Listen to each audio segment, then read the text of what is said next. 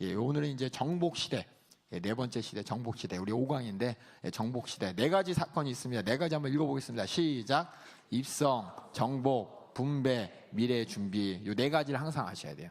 여호수아가 이제 하나님으로부터 이제 부름 받아서 모세 뒤를 이어서 이스라엘 백성들 지도합니다. 근데 그들이 단번에 가서 막 싸우는 게 아니라 한 발짝 가고, 그 다음에 정복전쟁하고, 정복전쟁 끝난 다음에 분배를 하고, 분배로 끝이 아니라 이제 분배된 뒤에 그 다음 세대를 준비합니다. 마치 재훈련 시키는 것처럼 출애굽한 백성들을 출애굽 그 가나안 땅에 들어가기 전에 모세가 재훈련을 시키는 것처럼 이 땅을 다 분배하고 나서 여호수아가 이스라엘 백성들에 당부하면서 다음에 이 땅을 정복한 이후에 어떻게 해야 되는지 다시 한번 준비하는 일이 일어납니다. 그래서 이 정복시대 이 네 가지 사건, 입성, 그다음에 정복, 분배, 미래 준비, 이 네 가지를 꼭 알아두시기 바라겠습니다. 역사적인 배경을 한번 알아볼게요. 우리는 이스라엘만 보는데 이스라엘이 이렇게 정복하게 됐을 때, 다시 말해서 여러분들이 이제 팔레스타인 지역인 가나안 땅에 광야로부터 이제 들어갈 때 주변에 무슨 일이 일어났는지 여러분이 잘 보시면은 정말 성경에 나오지 않는 하나님의 섭리를 여러분이 발견하게 됩니다. 여기 보면 역사적 상황 써 있죠.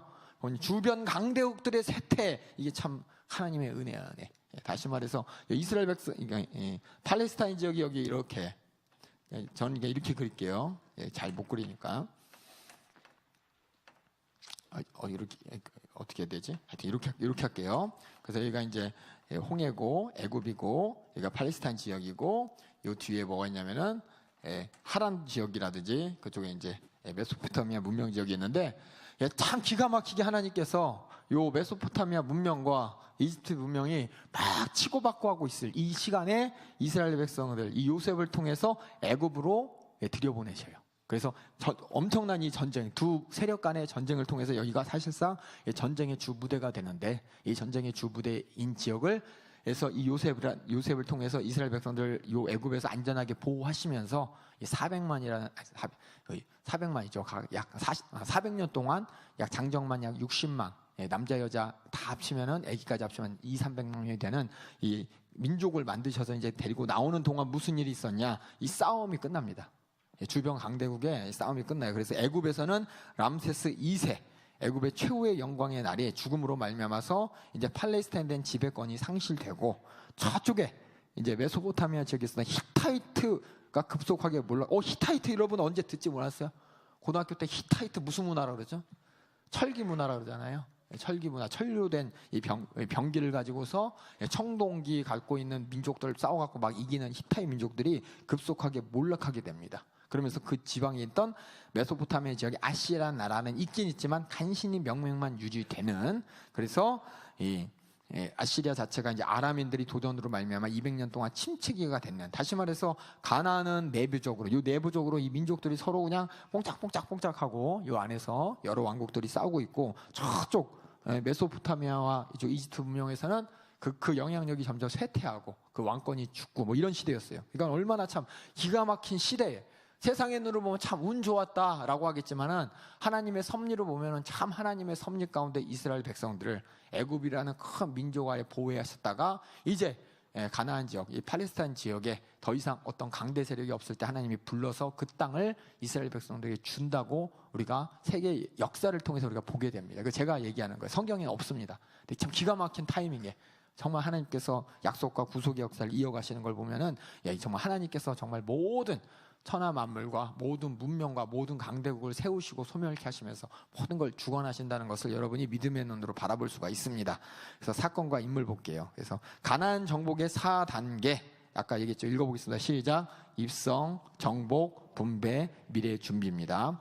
그리고 여러분들이 역사서를 읽을 때 여러분이 꼭, 그리고 구약을 읽을 때 여러분이 알아야 될 내용을 뒤에 적어놨어요. 구약의 역사서를 읽을 때는 그냥 그 조그만 지엽적인 사건만 보시면 되는 게 아니라 저 아브라함 때, 저 뒤에 창조 때, 또 아담이 선악과를 따먹은 그때부터 시작해갖고 하나님의 성취, 약속이 어떻게 성취가 되고 있는지, 그리고 그 패턴이 어떻게 되는지를 여러분이 성경을 읽으면서 계속해서 확인하셔야 됩니다. 그래서 하나님께서는 그 약속을 어떻게 주셨는지, 또 하나님께서는 그 약속을 이루기 위해서 무슨 일을 하시는지, 또 그 약속받은 백성들은 어떻게 그에 대해서 반응했는지, 그래서 사건 그것만 보는 것이 아니라 사건의 전체 과정을 잘 봐야 돼요. 결과만 보면 안 돼요.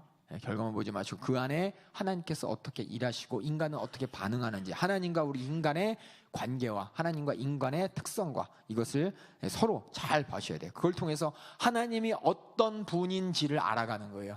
그냥 하나님이 그랬나 보다가 아니라 하나님은 분명한 인격을 가지신 분으로서 하나님께서는 우리와 어떤 성품을 가지신지 그걸 발견하는 거예요. 하나님이 어떤 분인지 어떤 성품을 가지고 그걸 안다면 여러분이 처한 인생 가운데, 인생의 문제 가운데 기도하기 전에 이것이 기도할 때 하나님이 응답하실지 안 하실지 여러분이 알게 되는 거죠.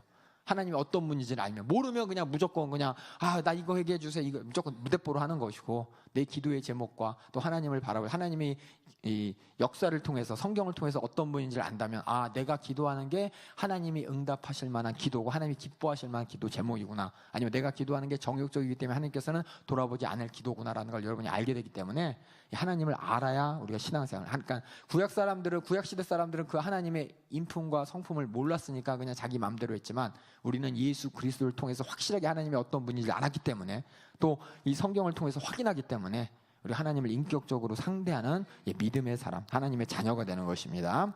그래서 이렇게 역사서라는 이 선지사적 역사서는 뭐예요? 하나님의 약속이 어떻게 이루어져 가는가를 나타내는 거예요. 하나님의 언약이 어떻게 이루어져 가는가 얘기했잖아요, 아까 전에. 여기서 약속을 이뤘는데도 불구하고 어디서? 시내산에서, 그렇죠?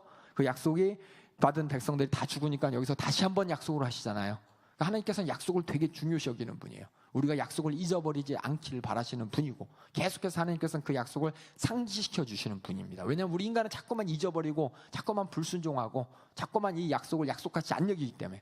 그래서 이 구약의 글을 통해서 하나님의 약속을 어떻게 이루어가는가를 봐야 되고, 이 약속에 대한 백성들의 반응이 어떻게 됐는가를 항상 확인하셔야 되고, 또 하나님께서 그 반응에 대한 또 반응을 하세요.